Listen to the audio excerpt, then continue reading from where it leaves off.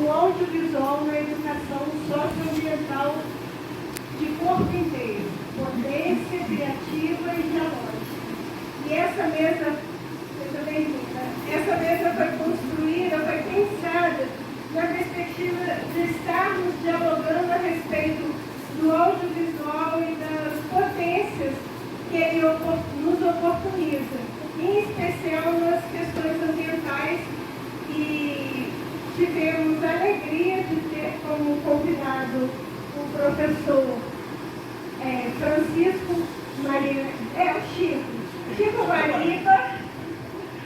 Francisco Mariane Guariba Neto, também George Gugel, que é daqui da casa.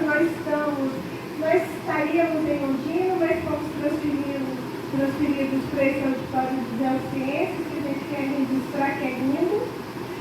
Também eu vou falar primeiro o nome artístico, depois o nome social e depois o nome completo dela, que é a professora Leila Queiroz. Então, também o professor Marcos Sorrentino está na mesa conosco e o professor Antônio Lobo. Então, nós temos aqui um representante da Ecofalante, 2 representantes do Instituto de Geociências, uma representante da Escola de Dança e do PPGDC, um representante do Ministério do Meio Ambiente, da USP e que foi representante há pouco tempo do Programa de Pós-Graduação em Educação da UFBA, e eu estou na mediação da mesa pelo Programa de Pós-Graduação da UFBA. Nós estamos recebendo os convidados que vão descansar e a gente, depois, logo que descansarem, a gente pede para vir para frente. É uma alegria tê-los aqui, dizer que esse congresso é um congresso que marca a presencialidade após tempos de distanciamento pela pandemia, embora ela não tenha terminado. É muito significativo esse retorno. E principalmente nesse momento de esperança, de esperançar, de potencializar, para usar a palavra, esse mundo outro. E tomara que a gente possa ter possibilidades de alteração, a começar do governo federal, e nesse sentido do investimento na instituição pública de qualidade socialmente referenciada como a UFBA e todas as outras instituições. Com isso eu convido essa galera linda para vir para a mesa. A gente pensou inicialmente de começar com o Chico Guariba falando. Ele é o representante da Ecofalante e nós estamos fechando um convênio, um acordo de cooperação UFBA-Ecofalante, tomara que dê certo, mas é bom já registrar, viu, que esse convênio tomara que dure muito tempo. Em seguida, a ideia é o representante do Ministério do Meio Ambiente falar, que é o professor Marcos Sorrentino, e a seguir Leila Queiroz, Antônio Lobo e George fecha a nossa mesa. Pode ser assim? Pronto. Então, vocês fiquem à vontade, ou ficar sentados, ou ficar em pé com esse público maravilhoso, lindo. Vocês valem por 1000. Então, nós temos aqui umas 10.000 pessoas presentes. Um milagre. Então, Chico já vai iniciar.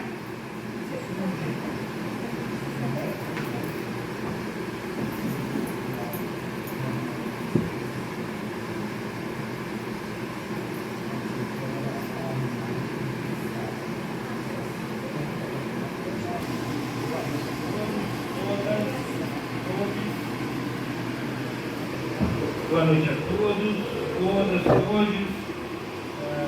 Queria iniciar aqui agradecendo ao Tite, Ana UFBA, Cília, nossa beleza, Marcos, Lela, Michel, Lobo. Super prazer estar aqui com vocês esta noite. Uma honra. Agradeço muito aí essa oportunidade. Bom, eu sou Chico Guariba, eu sou diretor da Mostra Falante, na verdade, que é uma organização da sociedade civil, não diga onde, né? Que está fazendo esse ano 20 anos. Exatamente essa nossa atividade.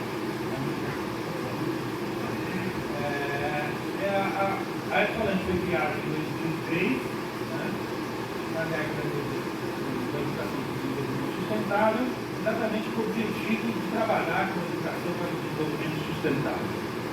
Inicialmente, começou com documentários socioambientais, sobre as políticas educativas e universidades. O desenvolvimento desse trabalho a gente teve um grande interesse nacional e internacional. E a gente acabou descobrindo uma produção de cinema, que a gente chama de cinema socioambiental, que entrou em pauta no cinema mundial a partir do século XXI, principalmente a partir da democratização do acesso às câmeras digitais. Antigamente era muito difícil fazer cinema, muito complexo, muito caro, né? E com essa democratização há um boom de documentários, e um boom de documentários que parte desse discute a nossa relação com o meio ambiente, com o planeta. Descobrindo essa grande produção, eram obras premiadas, que chegavam ao Brasil, inclusive finalistas de Oscar, eram obras premiadas dos grandes festivais do mundo, Moça, existiam algumas atividades meritórias, tira aquele incenso dali, por favor. Tira aquele incenso dali. Ainda existe. Incenso, tira dali, por favor. Ele pode estar atrapalhando as pessoas. Incenso ali, tira pra mim. Eu coloquei, por favor. Mas a gente veio lá várias vezes, teve coisas muito interessantes, aprendemos bastante no festival. E dentro disso a gente acabou percebendo que existia um grande vácuo de discussão sobre essa questão do cinema ambiental, socioambiental. E daí a gente decidiu criar em 2012 a Mostra Arte Falante de Cinema, um festival em São Paulo. Mas no festival, São Paulo tem muitos festivais de cinema, mas é um festival socioambiental temático, né? Era uma novidade. Naquela época a gente discutia algumas questões, mas a gente quis criar uma coisa mais educativa, mais educativa. A gente frequentava festivais de cinema, tinha uns 100 filmes, 200 filmes, e a gente demorava muito para se localizar. Então a gente acabou criando um festival que organizava ideias, organizava temáticas, né?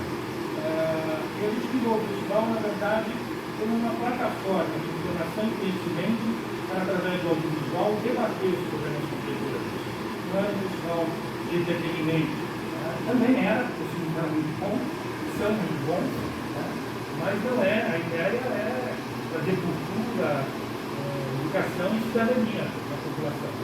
E foi isso muito organizado. Nós, como disse, o festival começou pequenininho em 2003, com um público seleto de 4 mil pessoas, usando naquela época o candidato ao Oscar já, muito bacana, mas ficou pequenininho, mas com uma presença importante. Eu diria que de lá para cá o festival cresceu muito, né?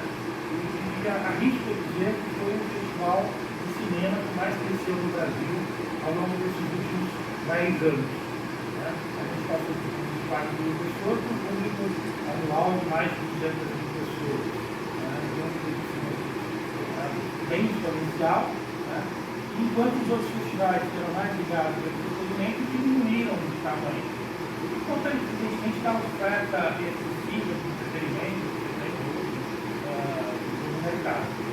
E esse festival cresceu, em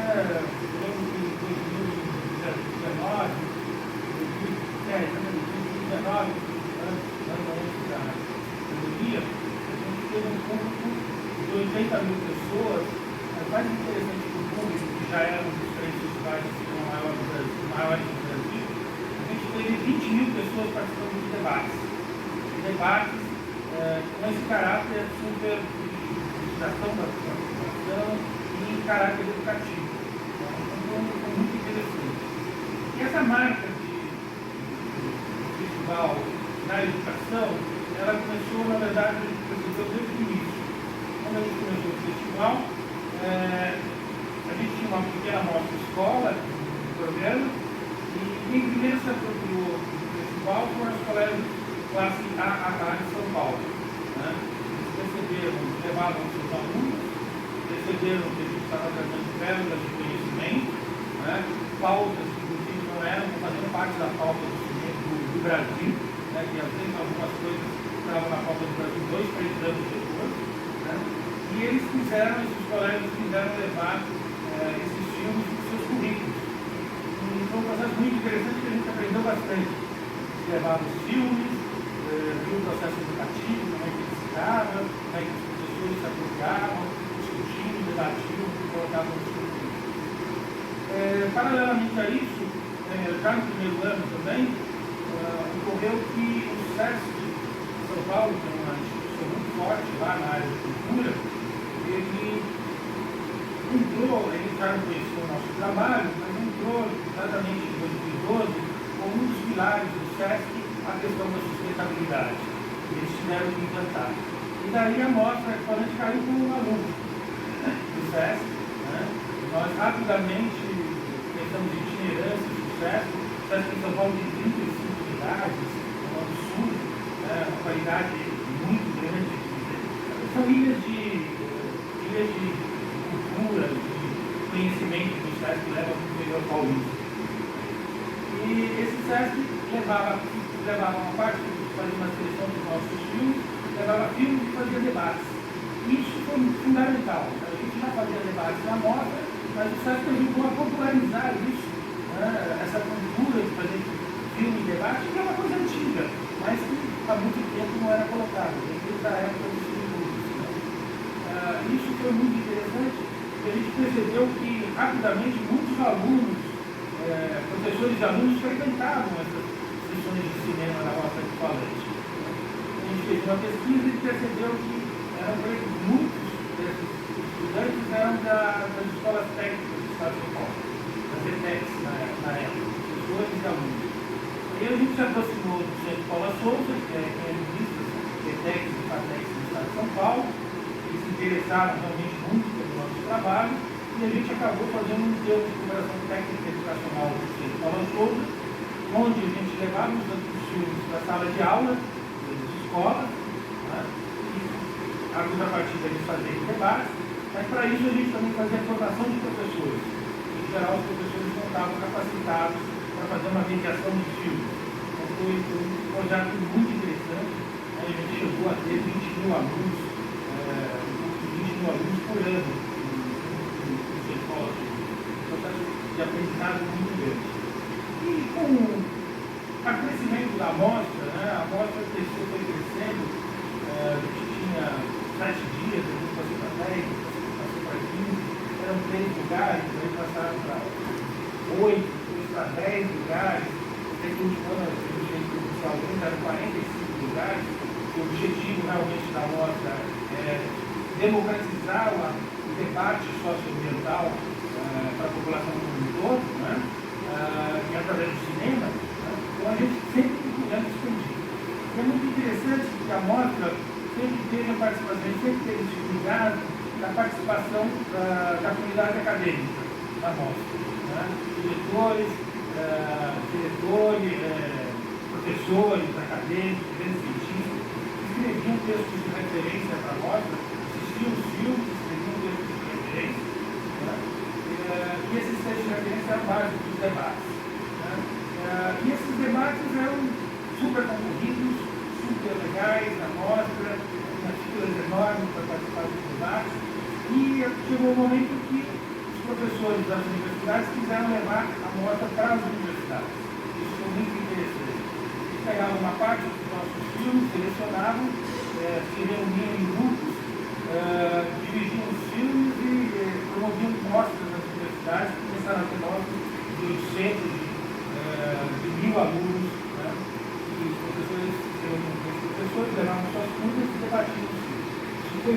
bacana essa retomada, né?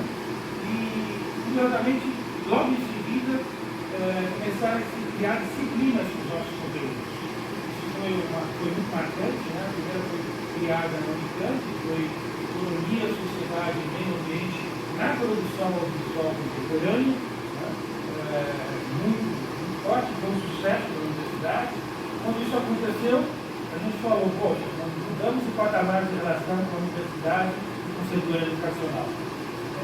Então, a gente está aqui fornecendo conteúdo dos 3 pilares das universidades, né, para ensino, para pesquisa e para extensão, e vamos criar o programa Equipamento de Universidades para estimular esse trabalho com as universidades. Esse programa foi criado há 6, 7 anos atrás, e hoje a gente está presente em termos de operação técnica e educacionais com dezenas de universidades. A gente também tem uma plataforma de streaming educacional gratuita, né, que é utilizada por professores de mais de 1.000 instituições de ensino, professores de mais de 150 universidades.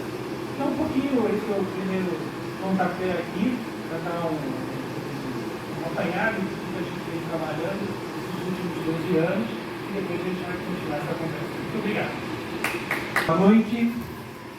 Primeiro, agradecer a oportunidade do diálogo, o convite da professora Cecília e a companhia, o companheirismo de todos e todas aqui na mesa.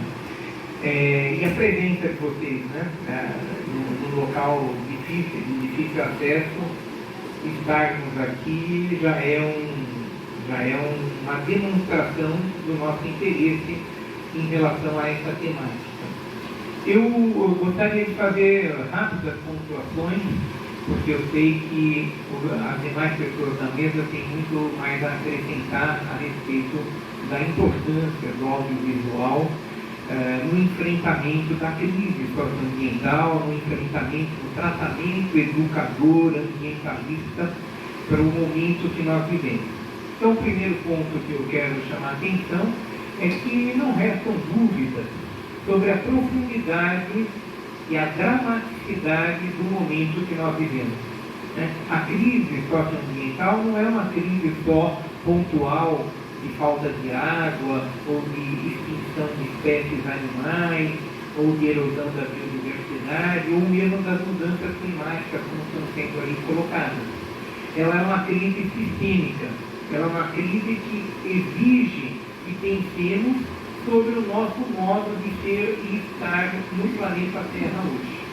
A humanidade, para encontrar capacidade de suporte para o planeta Terra, ter 8 bilhões de humanos, e um número ainda crescente, as projeções levam a 12 bilhões até 2050, 2060, né?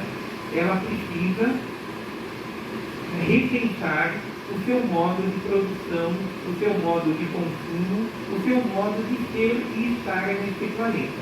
Então, o que nós necessitamos é de novas linguagens que possibilitem chacoalhar essa inércia civilizatória que está nos levando para o buraco. Trazer o audiovisual, trazer a produção videográfica, documentarista, sobre a questão socioambiental é uma forma da gente dizer para as pessoas, olha, acorda porque não é brincadeira o que está acontecendo. É necessário uma nova cultura da Terra, dos humanos no planeta Terra. É necessária uma nova cultura da nossa relação com a Terra, com T minúsculo. E é necessário uma nova cultura dos nossos territórios, inclusive compreendendo o nosso corpo como um território. A nossa alienação em relação ao nosso corpo, em relação aos nossos espaços de vida, é muito grande. E romper com isso exige a colaboração de todos os meios. E o audiovisual é um meio importante, é um meio extremamente importante. Chico Guariba trouxe aqui a questão da sensibilização que o audiovisual possibilita. Mas mais do que a sensibilização, nós queremos a mobilização. Por isso que ele fala, não é só entretenimento, não é só nos sensibilizar, fazermos as pessoas chorarem e emocionarem, mas saírem tão impotentes quanto entraram para a leitura daquele audiovisual. Nós queremos que as pessoas saiam potentes para agir, potentes para transformar essa realidade, para fazer mudanças culturais. Como é que se faz isso? É esse o desafio que está colocado para essa mesa. É esse o desafio que está colocado para a mostra Ecofalante e para todos nós. Como é que a cada ano que passa, a cada mês que passa, nós ganhamos mais pessoas para essa luta, para essa causa por uma nova cultura da terra e dos territórios. Como é que fazemos isso? As mostras Ecofalante já são uma conquista. A Bahia estar acolhendo, a UFBA estar acolhendo a mostra Ecofalante já é uma grande conquista. Mas é muito além disso o passo que precisamos dar. Então, o desafio que está colocado aqui é como fazer isso? De que maneira nós podemos trazer cada uma das pessoas que vem um filme para ela se engajar, ela assinar seguir a carteirinha dela. Eu quero ser ambientalista, eu quero ser educador socioambientalista, educadora socioambientalista. Então aí tem desdobramento. Quando o Chico fala da plataforma do Ecofalante, né? A plataforma que possibilita que um professor, uma professora, um ativista acesse os filmes do Ecofalante e projete no seu grupo social, na sua tribo de convivencialidade, é um avanço que nós podemos dar com a utilização do documentário. Mas, para além disso, outras atividades, outras formas de promover o ativismo socioambientalista precisam ser mobilizadas. E aí, eu não vou continuar a trazer essa reflexão, mas em algum momento, depois talvez no debate e ao longo do tempo, nós vamos dialogar mais sobre isso e buscar esses caminhos que possibilitem engajarmos mais e mais pessoas nessa luta por uma nova cultura da terra, dos territórios, especialmente desse território que é o nosso corpo e precisa reencontrar formas de romper com a inércia, com o desânimo, com a degradação de si próprio e do ambiente e de todo o entorno. Como é que fazemos isso? É a pergunta que eu queria deixar aqui no ar para a gente continuar mastigando juntos.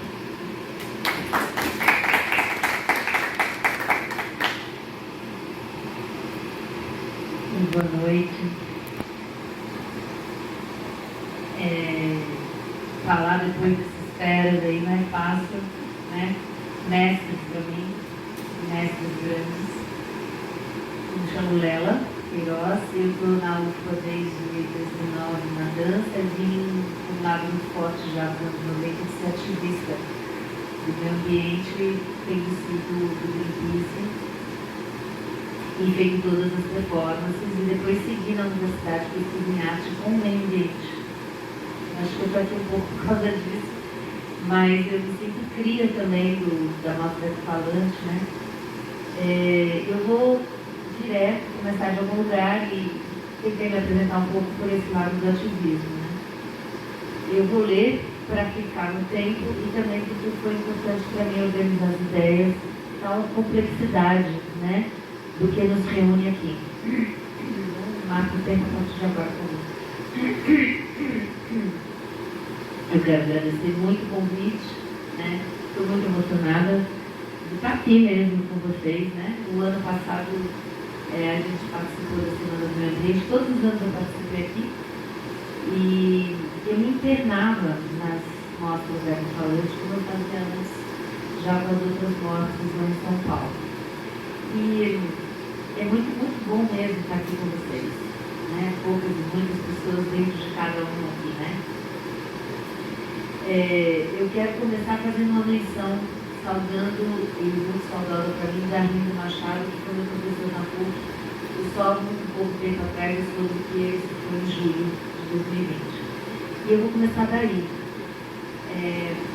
O nosso modus vivente no cyberespaço, atravessado pela cybercultura de massa, de guerra híbrida, obliterando as mentes, alma e espírito do que realmente importa, ofuscando quem está humanos, caminhando rápido demais a um estado deplorável de coexistência, que parece estar aderido a rumo a um estado ainda mais desvirtuado da natureza e ainda mais catastrófico para o planeta, cansando de escutar que um tanto disso já vem sendo irreversível, e, em outras palavras, foi um pulo da crise ambiental para a emergência climática, e já estamos no meio dela, e, por outro lado, cansado de escutar, não vai ter para todo mundo, né?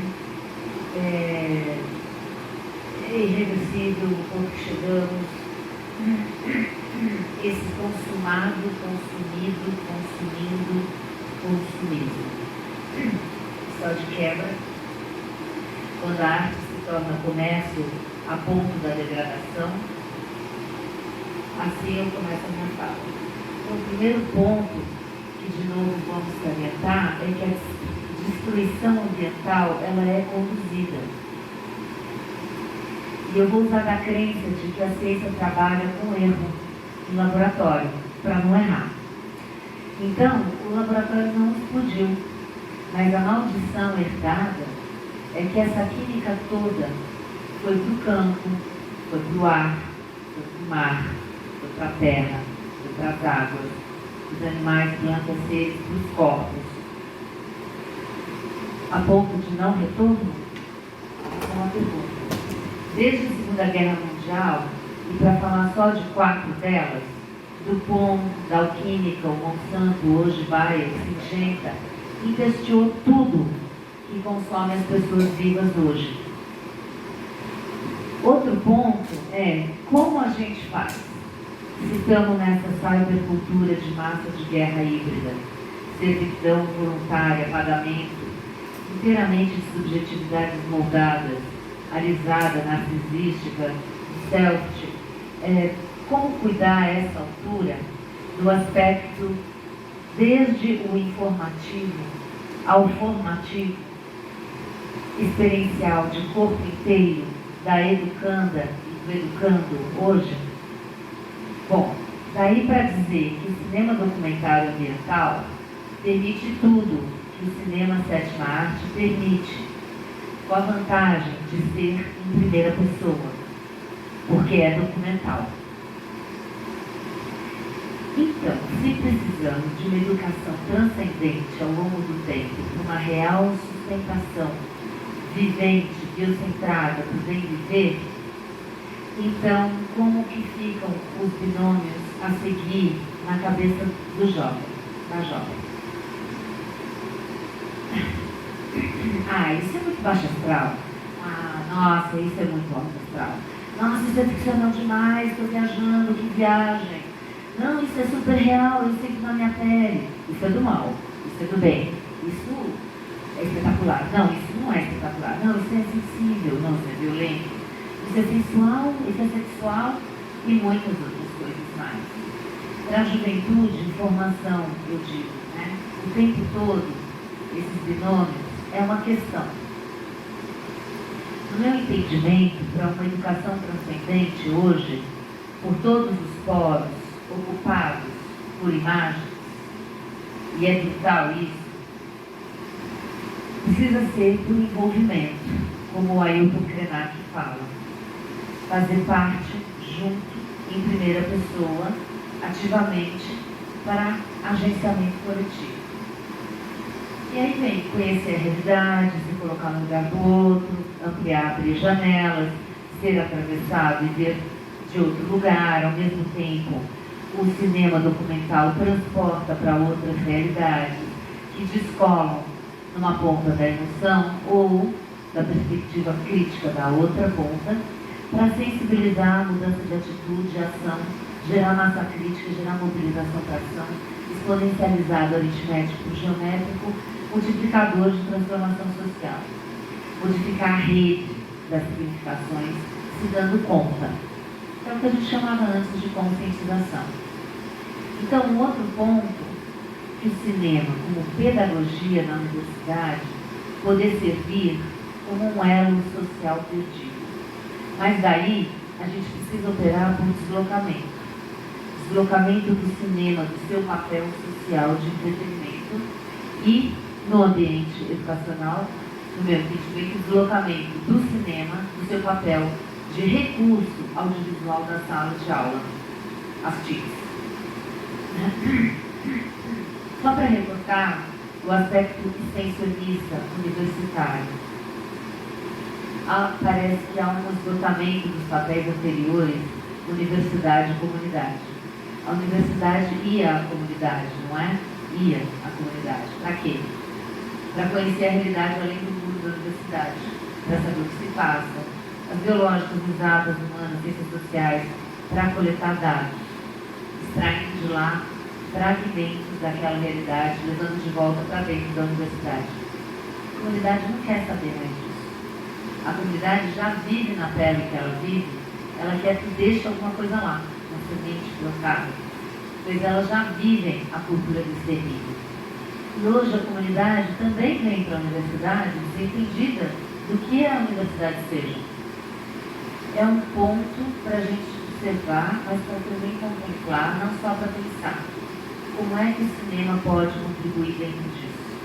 Todo mundo junto como espectador de arte transformadora da realidade. Que não estão, essa arte que a gente fala, que é essa fala de trás, não estão nas telas do celular, das TVs, dos filmes, da Netflix.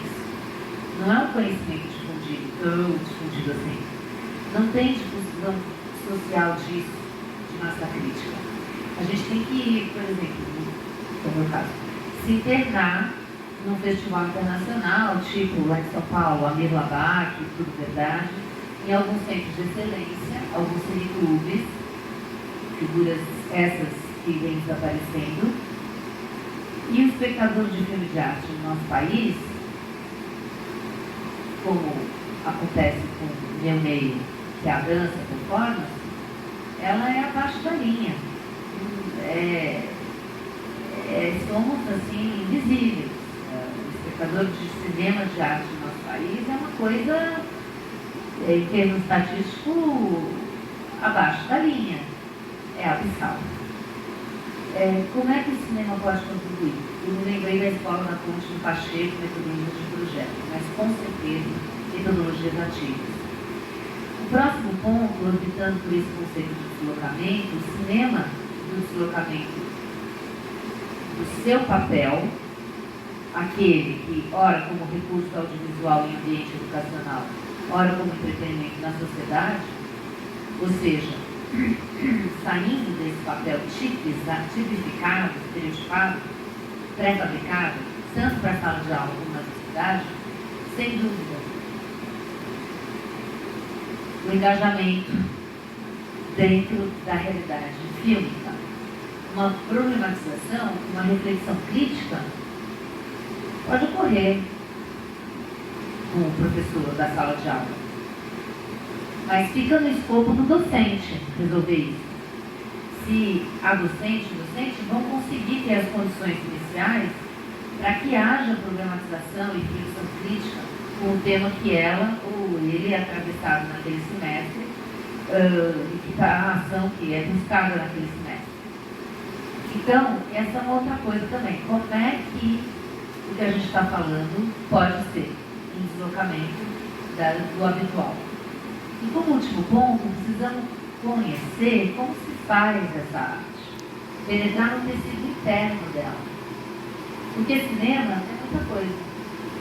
Cinema é linguagem, é arte, é comunicação, é representação, é técnica, é virtualidade, é autoria, é poesia, é literatura, é cultura, é história, é um monte de outras coisas. Mexe com a psique humana.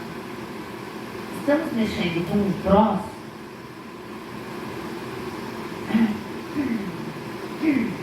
que são estratosféricas orbitações celestiais de difusão de conhecimento real transdisciplinar. Então, como preparar também a classe docente para se abrir receptivamente a o que Ecofalante Convênio UFBA Ecofalante propõe. Talvez seja uma questão de ateliês criativos pedagógicos da Universidade que trate isso, não sei, porque está com louco para geografar. E quiçá também, né, entremear com o que veio à tona ser os ACCS, as extensões e outras atividades, que de algum modo unam as pontas e busquem fazer. Vou parar por aqui. O prazer visual cinematográfico é o prazer do questionamento. Bell Hooks. Muito obrigada pela oportunidade.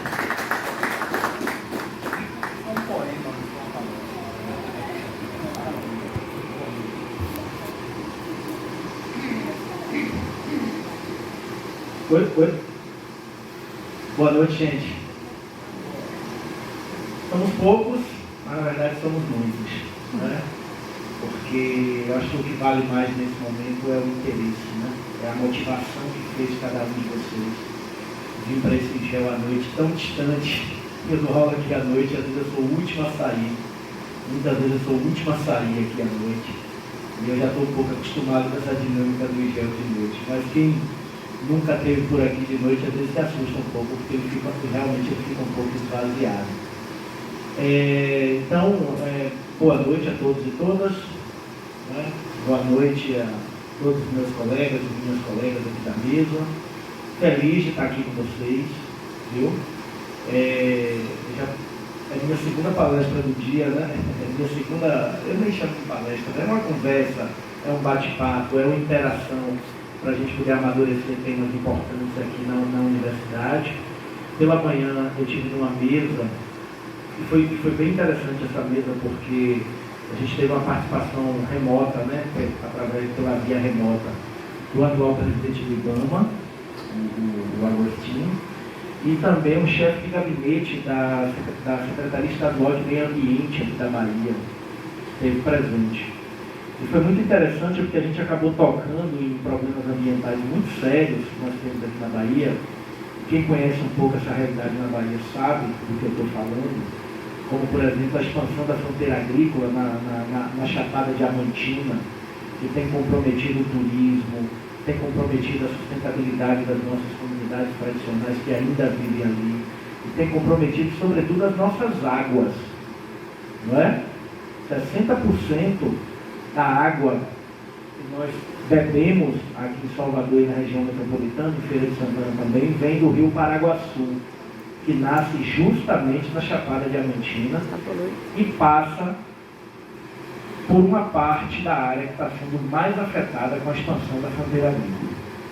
E isso já tem afetado, inclusive, muito fortemente o rio Paraguaçu, que nos atende aqui, o rio de Contas, né, que atende aquela região de Itabuna, por exemplo, vem cortando por dentro, cidade de Chapada Diamantina, cidade de Rio de Contas, vai até aquela área de Itabuna, e a gente já está sentindo os impactos, né? E, consequentemente, isso vem contribuindo para agravar a crise hídrica no estado. Não sei se vocês lembram de um episódio que aconteceu há poucos anos atrás, na cidade de Correntina, que as autórragas que foram sendo liberadas para extração de água, somando-se com a extração irregular, porque não há nenhuma fiscalização com relação a essa questão do uso da água na Bahia, principalmente pelos grandes empreendimentos, praticamente deixou a cidade e a população da cidade sem ter água para beber. Isso causou uma verdadeira revolta popular, né, que culminou num grande levante popular na cidade, que gerou fatos sociopolíticos que repercutiram no mundo inteiro. O governo do Estado, o governo federal, né, teve que atuar no sentido de resolver ou pelo menos mitigar o problema. Então, isso é apenas um pequeno reflexo, não é? Do que a falta de zelo, a falta de cuidado, a falta de compromisso, não é?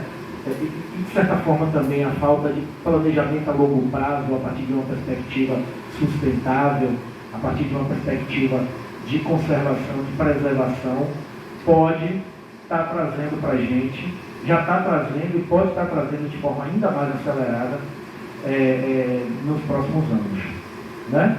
Então, ter a oportunidade de estar debatendo as questões ambientais, estar debatendo a sustentabilidade, dentro das questões ambientais e da sustentabilidade, estar debatendo formas criativas, né, de fazer essa problemática chegar efetivamente nos âmbitos mais populares da nossa sociedade, chegar efetivamente, sobretudo, para a nossa juventude, né? A galera que está no ensino básico, fundamental, a galera que está entrando aqui na universidade agora, e está entrando cada vez mais jovem, não é, galera? Na nossa época a gente entrava, eu entrei com 23 anos, mais ou menos, na universidade. Hoje você encontra uma meninada aí, às vezes 17 anos, às vezes até de 16 anos, já fazendo ensino superior aqui na UFBA. Então a galera que entra cada vez mais jovem nesse espaço, nesse tecido universitário, e que precisa estar se envolvendo cada vez mais com esse debate, com essa temática, precisa estar tendo acesso a um processo formativo, seja através dos cursos regulares, seja através das outras opções que a universidade oferece, como, por exemplo, os cursos de extensão, os projetos de pesquisa, né, as atividades de monitoria, possam estar tendo esse contato de forma mais direta e mais compromissada com princípios, valores e diretrizes ambientais e de sustentabilidade. Então, eu acho que esse é um desafio importante. Como diz o professor Miguel, nosso reitor, nós não estamos no céu nem no paraíso, mas depois de 31 de dezembro a gente saiu do inferno, porque nós estávamos vivendo, do ponto de vista das políticas públicas, né, sobretudo no âmbito federal, a gente estava vivendo um verdadeiro inferno. Em duas áreas muito importantes. Na área das universidades, quem vive o dia a dia das universidades sabe do que eu estou falando também, né? Asfixiamento material e imaterial da universidade, e as universidades tendo que matar um leão por dia para poder existir, né? Cortando os orçamentos, tratando as universidades como espaço de balbúrdia, perseguindo gestores públicos, né? Perseguindo os nossos reitores, os nossos gestores dos espaços universitários e tentando colocar as nossas universidades sempre num patamar menor, num patamar menos importante, como se ela pudesse funcionar apenas como uma fábrica de diploma e não se diferenciasse em nada de outros setores do setor privado, do mercado, por exemplo. Então nós sofremos muito no âmbito universitário. E uma outra área que nós sofremos muito nesses últimos 4 anos foi justamente na área ambiental, né? O governo federal atuou de forma deliberada, não foi de forma aleatória, foi de forma deliberada, foi de forma organizada, foi de forma orquestrada para destruir o nosso arcabouço jurídico ambiental, para destruir as instituições, não é, que atuam nesse campo, seja na organização, seja na fiscalização, seja no controle, não é, das questões ambientais, da preservação dos nossos biomas, dos nossos ecossistemas, minimamente aqui no Brasil. Então o governo atuou, por exemplo, atuou no sentido de descredibilizar os estudos do INPE, não é, naqueles ataques deliberados contra a ciência, contra as nossas cientistas, os nossos cientistas, não é? Descredibilizando, por exemplo, todo um trabalho histórico que o INPE vem fazendo de mapeamento dos nossos biomas e de demonstração dos índices de desmatamento que estão acontecendo nessas áreas, principalmente na Amazônia Legal. O governo atuou para destruir o IBAMA, perseguindo servidores, colocando militares no lugar de servidores de carreira, com formação, para poder desmobilizar esses órgãos, usando todo tipo de perseguição de ameaça, proibindo os fiscais de poderem agir, proibindo a Polícia Federal e outros órgãos militares, sob gestão direta do governo federal, de atuar no sentido de coibir ações criminosas, apreender maquinário, por exemplo, né? Destruir todo tipo de ação criminosa que foi sendo encaminhada contra os nossos ecossistemas no Brasil, os nossos biomas nos últimos anos. A mesma coisa aconteceu com o CMBio, a mesma coisa aconteceu com a FUNAI. Veja a situação das nossas comunidades tradicionais hoje, dos nossos indígenas, principalmente essa situação que está mais evidente com os povos Yanomamis, né? Que foram praticamente atacados, violentados e, de certa forma, submetidos a todo tipo de ação criminosa, e essas ações criminosas tendo aval de muitos agentes públicos no âmbito federal nesse contexto. Então, a área ambiental foi uma outra área que sofreu muito com o passar da boiada, com a tentativa de destruir a legislação ambiental, né, com a total ausência de qualquer política pública audiovisual que pudesse trazer de forma mais efetiva esse debate e essa pauta para a nossa população. E o que foi que nós fizemos ao longo desses 4 anos, né, pegando esse recorte? Eu não quero ir mais longe, até porque a fala é curta. Foi o que nós fizemos nesses 4 anos? Resistimos. Atuamos resistindo. As universidades resistiram, né? A nossa militância socioambiental resistiu, tanto que a gente está aqui hoje nessa mesa fazendo esse debate. Aqui na UFBA, já para encaminhar para concluir a minha fala, eu queria destacar algumas ações que nós desenvolvemos aqui como estratégia de resistência, dizendo para a sociedade que a gente deveria fazer o contrário daquilo que estava se fazendo contra o nosso meio ambiente no Brasil, principalmente no âmbito federal. Então, por exemplo, registramos os maiores índices de desmatamento. Por exemplo, 2022, na Amazônia Legal, foi o maior desmatamento dos últimos 15 anos. Aqui na UFBA nós plantamos árvores. Nós criamos um programa de enriquecimento florístico da universidade, de fortalecimento da nossa fauna, e nos últimos 6 anos nós plantamos 1.600 árvores, todas do bioma Mata Atlântica. Enquanto eles estavam privatizando o saneamento, por exemplo, né, e desvalorizando qualquer tipo de política voltada para a sustentabilidade no âmbito dos resíduos, como a coleta seletiva, descarte ambientalmente adequado dos resíduos produzidos, enquanto isso estava sendo totalmente desmobilizado no Brasil, nós criamos o Recicle UFBA. O Recicle UFBA hoje, ele destina em média por ano 50 toneladas de resíduos recicláveis para cooperativas de catadores aqui de Salvador. Principalmente para cooperativas formadas por mulheres negras, que são as cooperativas que trabalham com a gente nesse momento.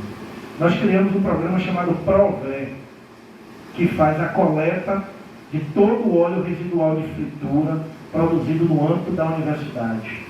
E esse material, arrecadamos 3 toneladas desde que o programa começou, ele se transforma em emprego e renda para as nossas cooperadas.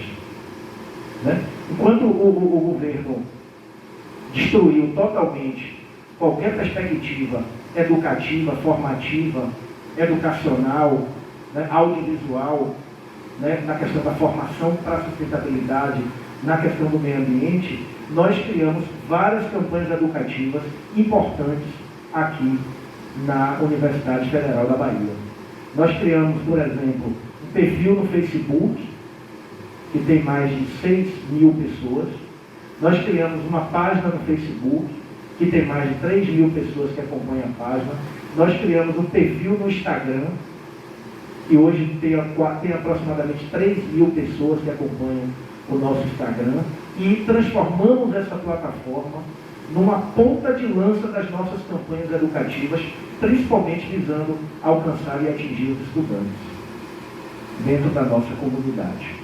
Né? Sem falar o vídeo, nós produzimos um vídeo institucional também sobre o programa, já indo para a conclusão, sobre o programa Recicle UFBA, que foi amplamente divulgado, e outros vídeos educativos que foram produzidos também nesses últimos anos para a gente divulgar as campanhas ambientais organizadas aqui na Universidade Federal da Bahia. É muito pouco, podemos avançar muito mais e a gente sabe disso. Mas nós pegamos aí um período realmente muito difícil, com a universidade tendo que resistir a todo momento para continuar funcionando, para continuar de portas abertas. Por fim, para concluir, nós organizamos 3 audiências públicas aqui na universidade. A partir do resultado dessas audiências, a partir de um questionário que nós aplicamos, onde nós obtivemos cerca de 1000 respostas, e a partir de vários eventos, encontros que nós fizemos com especialistas, nós produzimos uma proposta de política de gestão ambiental, sustentabilidade e combate às mudanças climáticas aqui para a UFBA. Tá? Essa proposta já foi apresentada para toda a administração central da universidade, foi aprovada pela administração central e agora ela está sendo apreciada pelo CONSUNE, pelo Conselho Superior aqui da UFBA, que é a instância máxima deliberativa da universidade. O CONSUNE aprovando essa política, a partir desse momento a gente vai ter, de forma institucional, uma política de gestão ambiental, sustentabilidade e combate às mudanças climáticas aqui na UFBA.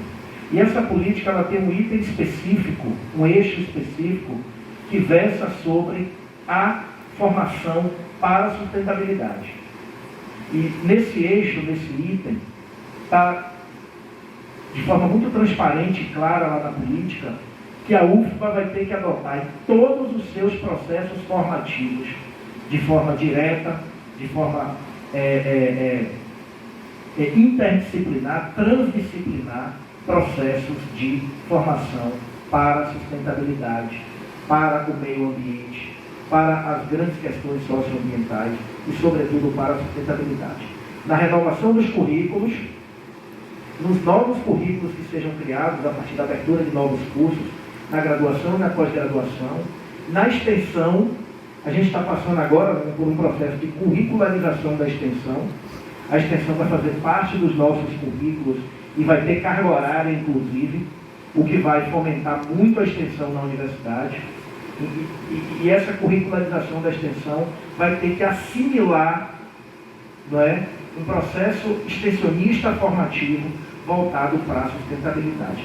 Todos os nossos projetos de pesquisa, eles vão ter que sinalizar de forma direta ou de forma transversal, a partir de uma perspectiva multidisciplinar, essa questão da pesquisa voltada para a sustentabilidade. Então a gente está aprovando esse projeto de gestão ambiental, né, e sustentabilidade aqui na UFBA.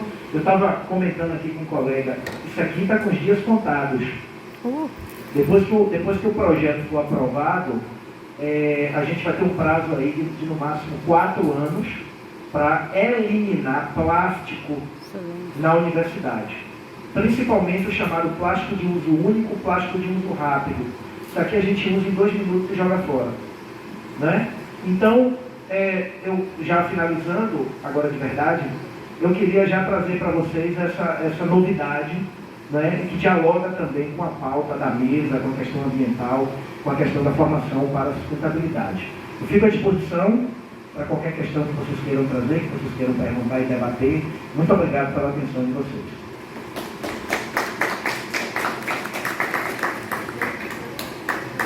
Agora sou eu, são 20 horas e 7 minutos.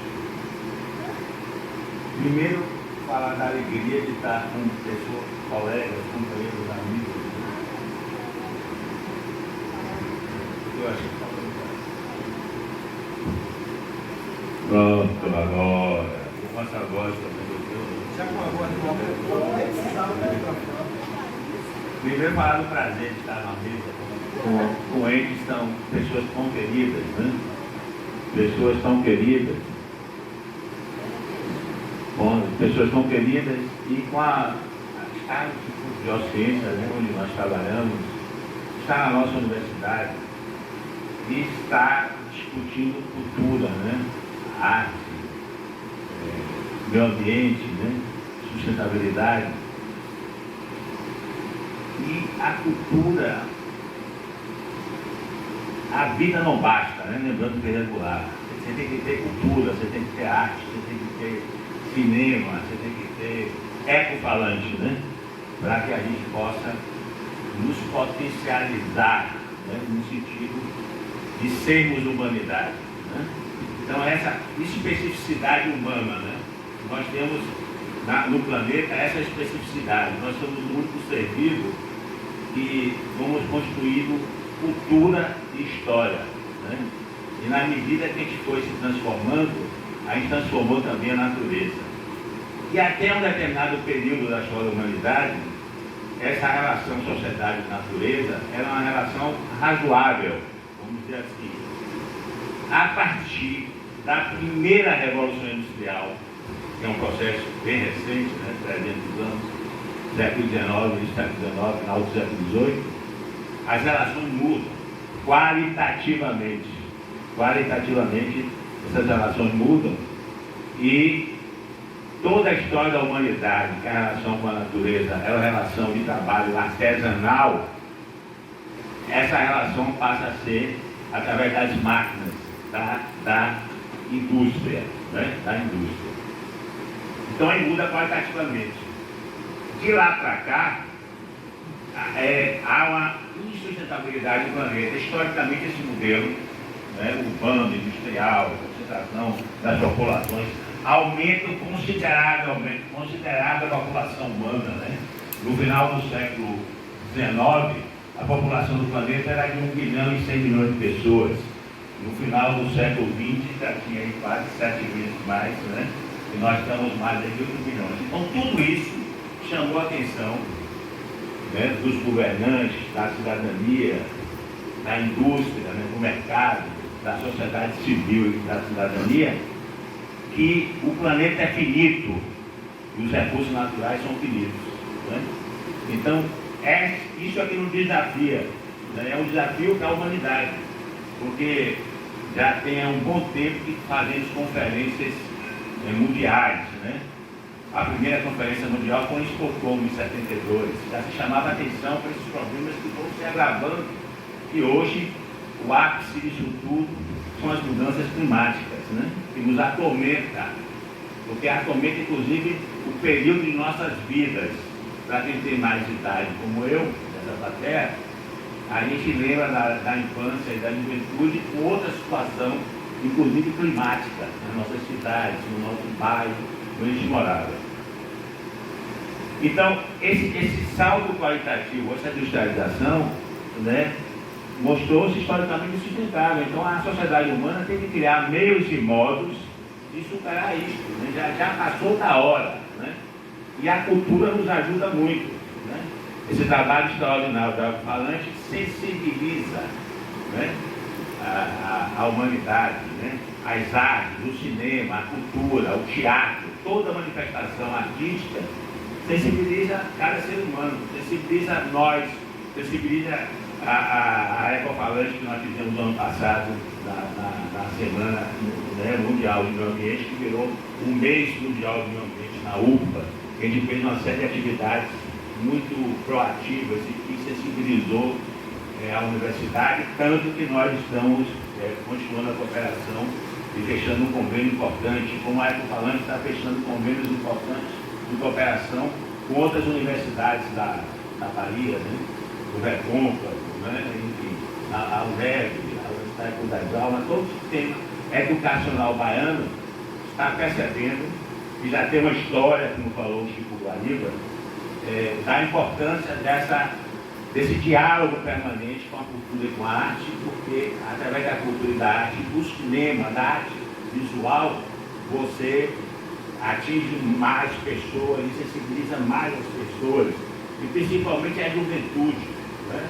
Porque a juventude tem que estar sensibilizada e sendo proativa no sentido de transformação da realidade. A realidade tem que ser transformada no plano mundial, a realidade tem que ser transformada no nosso país, no estado que vivemos, na cidade que vivemos, onde moramos. Nós temos que nos motivar e nos organizar para atuarmos. Temos uma cidadania proativa, que essa cidadania regule o Estado, que regule o mercado, e que a gente possa vislumbrar, participar, construir uma sociedade mais do ser do que do ter. Né? Então, o ambiente acadêmico, a universidade, nos proporciona a construção destas possibilidades, destas sensibilidades, não é? E todos nós estamos desafiados e todos nós temos que ser divulgadores e ampliadores, né, desta perspectiva sustentável do ponto de vista social, sustentável do ponto de vista econômico, sustentável do ponto de vista ambiental. Isso nos serve para pensar o planeta, pensar a América Latina, pensar o Brasil, pensar a nossa Bahia e pensar o Salvador. Então, com esse ânimo e com essas palavras mobilizadoras e com a sensibilidade que permeou toda essa mesa, o discurso dessa mesa, é que a gente se anima, né, a continuar o nosso trabalho na universidade, continuar o nosso trabalho na sociedade, né, e que a gente possa contribuir para que a gente para que essa sustentabilidade seja construída no cotidiano, no dia a dia da nossa cidade, do nosso estado, do nosso país. E as artes e a cultura têm muito a colaborar, e a Ecofalante em particular, que nos honra de fazer parte dessa mesa, através do nosso querido Chico Baliba, porque ele já tem uma história, né, e já tem uma trajetória, essa cooperação nossa com a UFBA, e que todos nós estamos desafiados, e eu particularmente fiquei muito empolgado e continuo empolgado com essa perspectiva dessa cooperação na parte da cultura e particularmente com a Ecofalante. Né? Então eu acho que é nessa perspectiva de mobilização da universidade, dos alunos, dos professores, dos funcionários, né, do corpo técnico administrativo, é que a gente tem que receber, acolher e ampliar o trabalho que a gente está discutindo aqui, que a gente sensibilizou tanto e que a gente continua como colaborador, que é o trabalho realizado que a gente discutiu aqui e que nos trouxe o nosso querido Chico Baliba. Eu só quero agradecer de ter estado nessa mesa com vocês todos e de estar colaborando com essas iniciativas da nossa universidade e da própria Ecofalante. Ah, tá. A pergunta é o seguinte, com as periferias, como que vocês têm alguma proposta? Porque o projeto é maravilhoso, é lindo, ele é mobilizador, ele é articulador, mas precisa chegar nas periferias. Então, o que vocês têm pensado nesse sentido? Também para o nosso público universitário, mas é mais fácil o nosso público universitário se aproximar desse projeto. Mas e as periferias? E quando trouxe audiovisual, eu fico pensando, as periferias, elas estão firme e forte nessa parte. Elas têm programa de rádio, elas têm a rádio comunitária, os teatros, então elas estão nem tão fortes.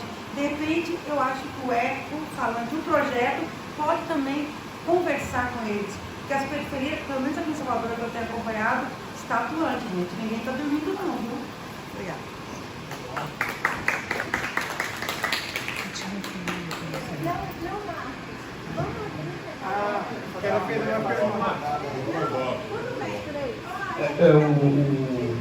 O Chico também tem que falar um pouco na Ecofalante na rede municipal e estadual. Não é uma visita voluntária, as escolas estão sendo levadas para os espaços com ônibus cedido pelo Estado, município, seja o que for. Então esse trabalho, na verdade, é na prática, formação de base. E realmente eu acho também que essa coisa de chegar na comunidade é importantíssima.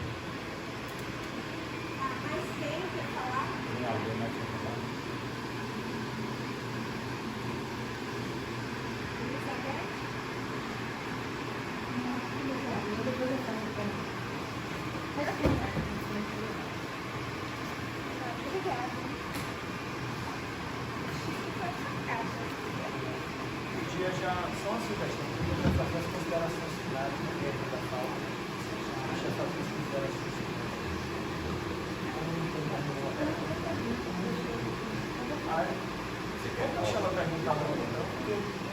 Faz o bloco de perguntas. É o seguinte, acho que a Beth quer falar também. Se quiser falar, tá na hora. Nós estamos fechando a mesa. A hora é essa, gente. Bom, então, na verdade, assim, é porque as falas me fizeram minhas caraminholas, me fizeram pensar em muita coisa, né? Então, assim, eu fico imaginando que a perspectiva, assim, ver o sucesso dessa coisa não é apenas esse trabalho, a qualidade dos filmes, mas a curadoria. Eu acho que o futuro do cinema está na curadoria. Eu faço parte do Cine Clube. Eu estou nessa 0,1 aí que acompanha os filmes, mas acontece que as pessoas que participam disso são extremamente engajadas, né? Muito engajadas, porque fica uma cola enorme. Mas isso só acontece porque tem curadoria de qualidade. E esse de fato é o futuro do cinema e é um ponto bastante forte que ela está falando. Eu estou muito grata de ter essa possibilidade de trazer isso aqui, porque eu discuto essas questões. Nós temos 10 anos que eu discuto questões ambientais e climáticas. E eu acho que houve um deslocamento. Hoje mesmo eu estava conversando com uma colega pesquisadora, e que é um deslocamento. Se por um momento houve um deslocamento, porque se houve um momento que a gente precisava sensibilizar as pessoas que tinham um iceberg ali na frente, elas não estavam vendo, né? As mudanças climáticas estão aí, e havia aquela, vamos ligar o alerta.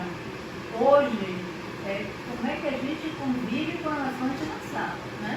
Como é que a gente convive com isso na sala? Porque as coisas estão instaladas. Então, a ideia é, e eu vejo, eu tenho muitos alunos que entram na universidade, e eu percebo, assim, uma falta de perspectiva, uma falta de futuro, assim, uma falta de...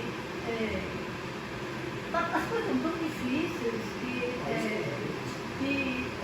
não tem uma grande perspectiva de futuro. Então, a gente precisa mobilizar os estudantes, que onde há crise, há perigo, mas também há oportunidades.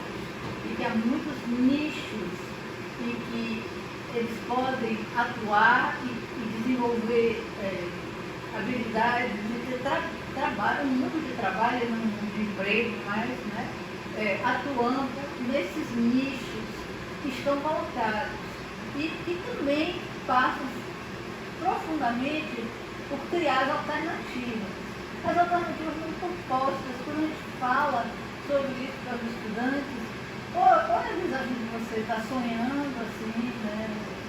É otimista demais, mas como eu criar esses mundos alternativos, essas possibilidades alternativas não colocadas.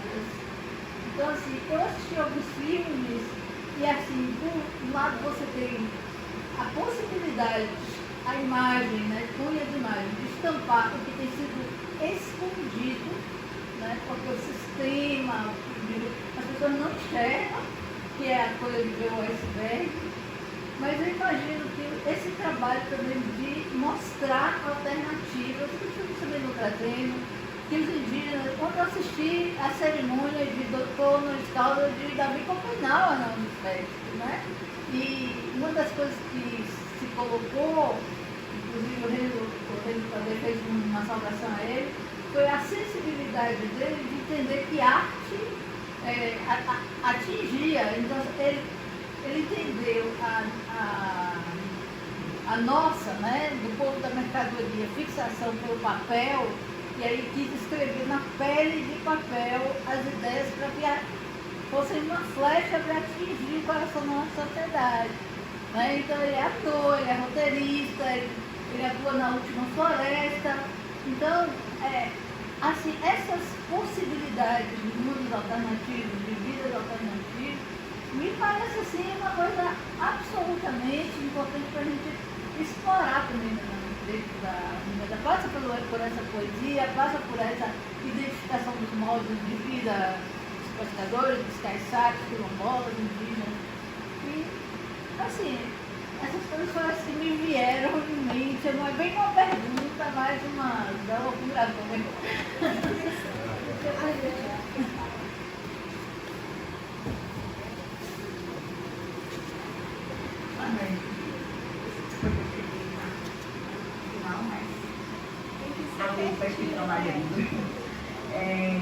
Não, eu só queria dar um recado para os professores, é que a sala de cinema, o Alto-Falante, ele é um projeto focado mesmo para cinema, né? Para ser exibido numa sala de cinema, com toda a infra e tal. Claro que a instituição que não tem um cinema, ou às vezes um cinema não dá conta de uma instituição muito grande, como é o caso, que os professores muitas vezes, até porque os alunos estão reunidos e deslocar para outro lugar é mais complicado, terminam exibindo os filmes, esses, né, ligados a um projeto como esse ou outros, também as salas de aula ou algum auditório como esse aqui. E nós tivemos no nosso auditório, o nosso cinema fechado, né, durante todo esse período, alguns professores já ansiosos, como a Cecília ali, para poder continuar seus projetos, inclusive para realizar essa mesa e tal. E eu queria então só dar essa notícia que a gente está assim, coisa de que agora no início de abril a gente está reabrindo a sala. Nós teve realmente que passar por várias intervenções, porque ela estava bem deteriorada, mas isso é um convite mesmo, para que vocês usem o cinema, o espaço do cinema, porque isso ajuda o aluno a se concentrar mais, né, ter uma amplitude do que ele está vendo, facilita para tudo, inclusive para o debate depois, né?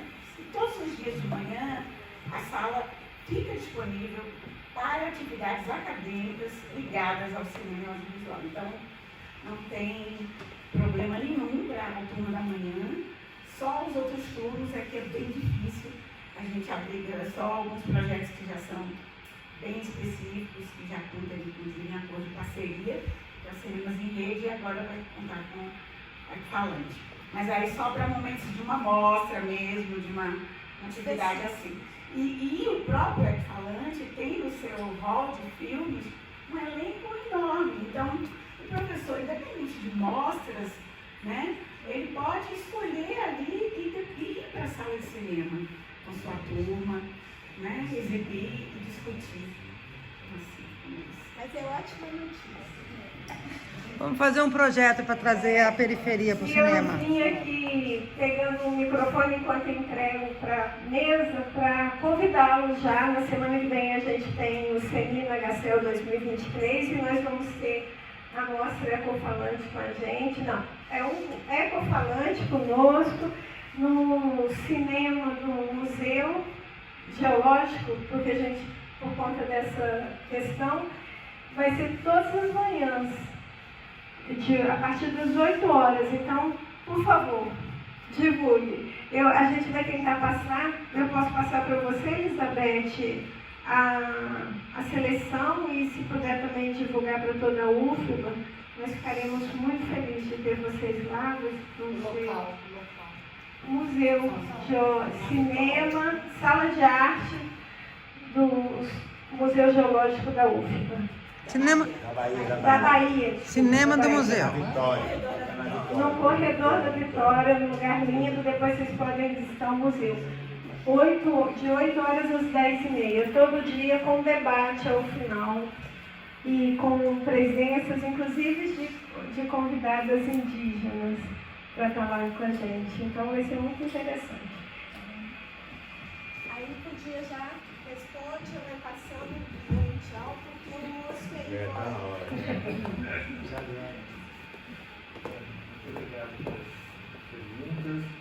Beth, realmente o cinema estive lá hoje, conhecer, achei uma sala muito charmosa, muito aconchegante, um espaço privilegiado que vocês têm dentro da universidade.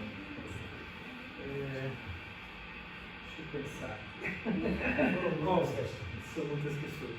Com relação à questão das comunidades, a gente está fazendo um trabalho, na verdade é um trabalho de ativista mesmo. Tá? A gente tem um trabalho que trabalha com recursos sempre limitados, mesmo assim esses recursos estão sendo ampliados ao longo desse tempo. um trabalho de multiplicação dos pães. A gente tem, por exemplo, aqui, a gente teria que fazer em Salvador um recurso para fazer três locais de exibição de filmes por uma semana. A gente vem aqui e faz essa articulação. Estou muito feliz com a receptividade das universidades, com a UFBA, a Universidade de Recôncavo, todas as universidades em Salvador estão recebendo a gente de braços abertos, e isso é o nosso trabalho, tentar multiplicar, convencer as pessoas, seduzir as pessoas, trazer um produto de qualidade, um produto que é contra o mercado, no sentido de, bom, querer falar mal do mercado, mas é um produto gratuito, quer dizer, é para todo mundo, é um produto que estou aqui, esse papel é de ser ativista de multiplicador. Evidentemente a gente tem recursos limitados e a gente está conhecendo o território também. Então a gente está fazendo uma articulação, começando realmente pelo educacional. A gente tem que investir nessa área. Agora sinto aqui realmente que existe uma comunidades de resistência organizadas que são super importantes de ser atingidas, ser dialogadas. A gente teve reuniões aqui com essas demandas, já conhecemos um pouco dessas demandas, mas eu acho que o papel, esse também é o papel da universidade. Não é só o nosso papel. Sim, nosso papel é de fazer a curadoria dos filmes, uma concepção, fazer um planejamento estratégico para atingir o setor educacional, e fazer parcerias para que esse trabalho seja multiplicado. A gente está trabalhando aqui com 4 pessoas, para fazer uma amostra que vai atingir provavelmente 40 mil pessoas. Nunca teve uma amostra de 40 mil pessoas de cinema na Bahia. A gente está fazendo pela primeira vez, chegando pela primeira vez, se empenhando em articular, em fazer essa arteria, unindo o setor cultural, o setor educacional, os estados, os municípios. A gente entra por baixo na área acadêmica, na DIP, nas áreas pedagógicas. A gente tem sido muito feliz porque a gente tem sido recebido de todo mundo de si, do ponto de vista. Claro, os recursos também são limitados, a articulação é difícil, sair do feijão com arroz para fazer uma coisa diferente é muito difícil, mas a gente tem sentido que a gente tem conseguido desenvolver esse trabalho. Então, o município vai levar 4.500 alunos de 9ª série, depois querem que a gente continue o trabalho na 5ª série, façam outro trabalho. A gente está trazendo formação de professores, para que os professores dominem mais a questão da linguagem audiovisual e o processo de como trabalhar esse filme em sala de aula. A gente está fazendo uma articulação com o governo do Estado, que está apoiando. A Secretaria da Cultura está apoiando, ajudando a trazer convidados. A Secretaria do Meio Ambiente está fornecendo transporte para a gente. A Secretaria de Educação quer um projeto, vai trazer 18, vai levar um projeto para 5 escolas, que são modelos que têm infraestrutura na periferia, vão atingir lá 10 mil alunos e vai trazer 15 mil alunos para os espaços que a gente conseguiu também gratuitamente e em parceria, construir essa parceria então, com a UFBA, com o ISFA, com a UNEB. Então esse é o trabalho que a gente faz, a construção dessas parcerias e trazer um produto de extrema importância e qualidade para que vocês possam fazer esse trabalho também. Não é? Nós estamos fazendo todo esse trabalho aqui, claro, com ajudas muito importantes, de parceiros, vocês, todos da mesa, que nenhuma dúvida, estão ajudando nesse processo, mas nós temos que multiplicar isso para muita gente, para esse trabalho chegar aonde ele precisa. E é um pouco isso. Com relação à curadoria, é isso. Eu acho que o trabalho todo é de curadoria. Tem uma concepção, evidentemente, de análise do que é o capitalismo, das forças que ele age na sociedade, e com base nisso a gente faz uma análise dos filmes que são, evidentemente, que analisam esses efeitos do capitalismo, das forças que estão em jogo, demonstram um pouco essa cidadania, Davi contra Golias. Eu queria uma perguntinha. Você disse que lá em São Paulo, muitos acadêmicos desenvolveram textos que serviram de base para a discussão. Os debates. Os debates. Esses textos estão disponíveis. Tudo disponível. Os Esse aqui, por exemplo, depois eu te mostro aqui, mas esse ano tivemos um texto magnífico da Eliane Brum, né, que fez falou sobre, fez uma análise dos filmes ativistas desse ano, do ano passado, né, os outros de ativismo de mulheres. Um texto genial, faz o papel da mulher e o papel das minorias. Então são textos magníficos, muito bacanas, né? Todos, evidentemente, toda a comunidade científica e acadêmica engajada, também na Arco Falante, todos são parceiros, porque a gente tem recursos para pagar os textos, mas não cobrem o esforço e a qualidade do trabalho desse estudo. Também recebi esse trabalho de curadoria. Você falou aí, mas eu não sei onde a gente encontra esses textos. A gente tem todos no site, nos catálogos da Ecfalante. Então tem históricos de catálogos, né? São textos muito fortes e muito importantes. E esse trabalho de curadoria é isso, a gente tem uma perspectiva, a gente cataloga em todos os festivais de cinema importantes do mundo, faz uma pesquisa, cataloga 2.000 filmes por ano. Desses 2.000 filmes tem uma equipe que vai fazendo um trabalho de criar os filmes para conseguir chegar aos 40 mais importantes filmes em termos de linguagem cinematográfica e de temáticas, né, que foram feitos nesse ano. É um trabalho forte e temos a competição latino-americana. Daí tem uma boa novidade, fazendo um antecipado. Spoiler. A mostra é muito importante que esse ano a gente tem essa revelação do Brasil. A gente vinha tendo filmes importantes que discutiam questões socioambientais interessantes de qualidade, né? E esse ano a gente vai ter uma explosão de uma discussão sobre temas dos povos originários. Né?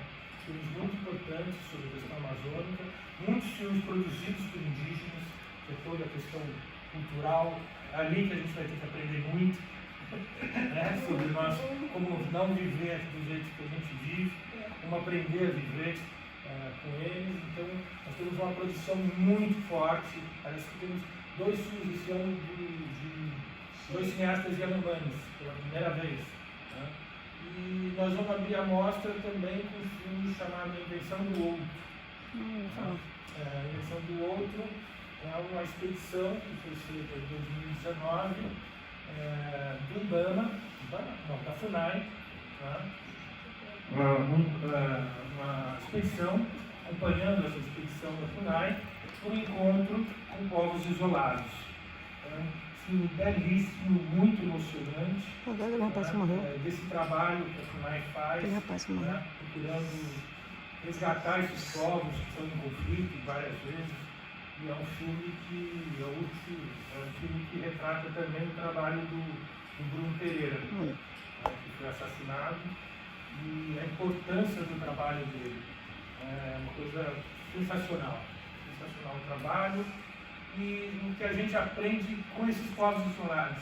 Tem cenas que toda vez que eu penso, fico emocionado. A alegria dos povos, o carinho que eles se tratam, uma alegria, um sorriso, a humanidade diferente, né? É um processo de aprendizado muito grande. Então, só fazendo esse spoiler, convido todos vocês para a abertura no dia 12 de abril. Provavelmente vai ser na sala do Albert Rocha. Estaremos lá. O filme mais premiado no último festival de Brasília, com a presença da esposa, inclusive, que a gente está tentando trazer, talvez. Era isso, gente. Muito obrigado.